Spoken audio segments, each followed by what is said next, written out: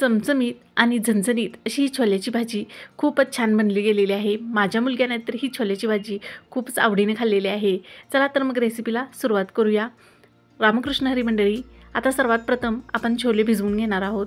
या ठिकाणी मी 2 ग्लास पाणी कोमट करून घेतलेले आहेत। आता यामध्ये 1 वाटी छोले आपल्याला भिजत घालायचे आहेत।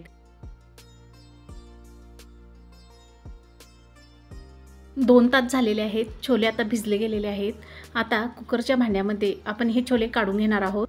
छोले आपले दाटसर होण्यासाठी यामध्ये 1 बटाटा त्याच्या साली काढून मोठ्या फोडी तयार करून घ्यायच्या आहेत, त्या घालायच्या आहेत आणि यामध्ये 2 ग्लास आपल्याला पाणी ओतून घ्यायचं आहे। पाणी ओतल्यानंतर यामध्ये अगदी पाव चमचा आपल्याला हळद घालायची आहे। पाव चमचा या ठिकाणी मी खायचा सोडा घालत आहे, तसेच चवीनुसार मीठ घालायचं आहे। छोले पटकन शिजण्यासाठी या ठिकाणी मी एक सिक्रेट साहित्य वापरलेले आहे, ते म्हणजे पाव चमचा आपल्याला खायचा सोडा घालायचा आहे। खायचा सोडा घातल्यामुळे काय होते की छोले आपले पटकन शिजतात आणि बटाट्यामुळे आपली ग्रेव्ही दाटसर होण्यास मदत होते। आता छोल्याच्या भाजीला कलर येण्यासाठी या ठिकाणी एका पातेल्यामध्ये अर्धा वाटी पाणी घेतलेलं आहे। त्यामध्ये 1 चमचा चहाची पत्ती जी असते, चहा पावडर घालायची आहे। तसेच यामध्ये खडे मसाले आपण घालून घेणार आहोत। यामध्ये दालचिनीचे तुकडे, मसाला वेलची, लवंग तसेच काळी मिरी घालायची आहे आणि याची चांगली उकळी आपल्याला काढून घ्यायची आहे। चहा पावडर आणि खडे मसाले 2 मिनिटं अर्ध्या वाटी पाण्यामध्ये चांगले उकळून घेतल्यानंतर आपल्याला हे पाणी छोल्याच्या पाण्यामध्ये मिक्स करून घ्यायचे आहे आणि झाकण लावून याच्या 4 शिट्ट्या आपल्याला करून घ्यायच्या आहेत।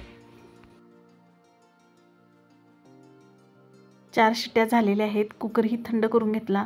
बघा मस्तपैकी छोले या ठिकाणी आपले शिजले गेलेले आहेत। आता आपण फोडणी देऊन घेऊया। पॅनमध्ये या ठिकाणी 2 चमचे तेल ओतून घेतलेले आहे। त्यामध्ये अर्धा चमचा जिरे, 2 तमालपत्री घालायचे आहेत। तसेच यामध्ये 1 चमचा कांदा लसणाची चटणी घालायची आहे। आता या ठिकाणी मी ग्रेव्ही तयार करून घेतलेली आहे। 1 कांदा, 1 टमाटर, अद्रक आणि लसूण याची पेस्ट तयार करून घेतलेली आहे। ही पेस्ट या ठिकाणी घालायची आहे आणि तेलामध्ये चांगली परतून घ्यायची आहे।